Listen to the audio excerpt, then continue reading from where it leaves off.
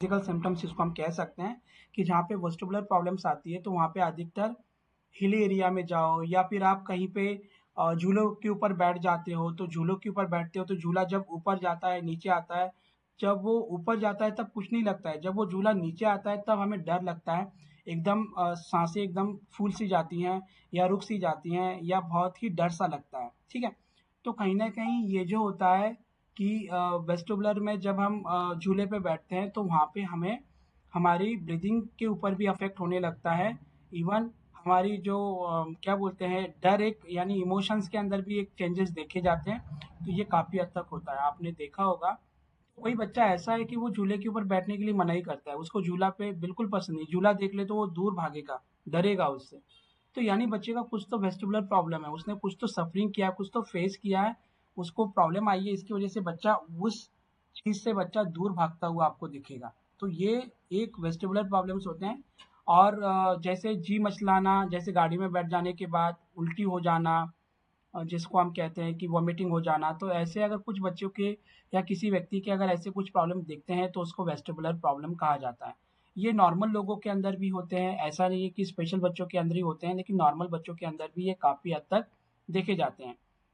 Interceptions problem भी काफ़ी हद तक हमारे अंदर होते हैं कि इंटरसेप्शंस प्रॉब्लम ये भी एक इंटरनल सेंस होता है कि जिसके अंदर हमें मान के चलो कि हमें भूख लगती है, प्यास लगती है, तो हमारे इंट्रोसेप्शंस हमें बताते हैं कि आपको हंगर की जो एक जो हंगर जब होता है, यानी जब हमें क्या बोलेंगे भूख लगती है, तो एक हमें अलग से एक सेंसेशन होने लगता है हमारी बॉडी के अंदर और वो सेंसेशन कहीं न कहीं हम देखते हैं कि स्पेशल बच्चों के अंदर वो सेंसेशन कहीं न कहीं दिखता नहीं है। ऑटिज़म बच्चे को भूख लग रही है, ना वो बता पा रहा है कि भाई मुझे भूख लग रही है, मुझे प्यास लग रही है, मुझे पानी दो, मुझे खाने के लिए कुछ तो दो, ऐसा बच्चा बिल्कुल ही आपको बोलता हुआ दिखता नहीं है। तो ये काफ़ी हद तक प्रॉब्लम देखी जाती है बच्चों के अंदर कि जिसको हम कहते हैं कि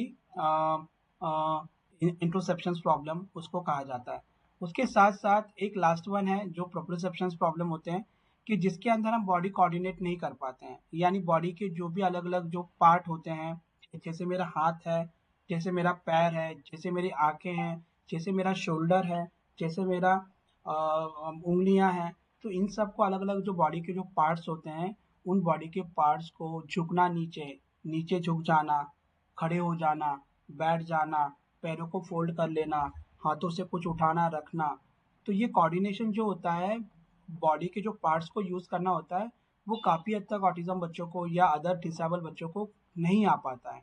तो ये जो प्रॉब्लम्स अगर आप देख रहे हो किसी बच्चे के अंदर, तो वो काफ़ी हद तक प्रोप्रोसेप्शंस प्रॉब्लम के अंदर माने जाते हैं।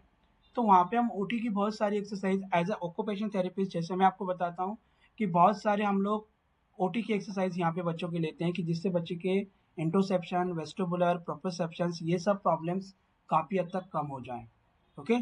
तो ये आपको ध्यान में रखना है। ये जो हमारा ये जो सेंसरी इंटीग्रेशन का ये जो कोर्स है, ये 4 दिन का कोर्स है। जिन लोगों को भी ये कोर्स अगर करना है, तो कल से आपको इसकी लिंक नहीं मिलेगी। तो आपको अगर ये सीखना है सब कुछ, ओटी की एक सेंसरी इंटीग्रेशन थेरेपी आपको अगर फुल सीखनी है, तो आपको इसकी जो भी फीस है, वो फीस आपको पेड करके ये कोर्स को आपको जॉइन करना पड़ेगा।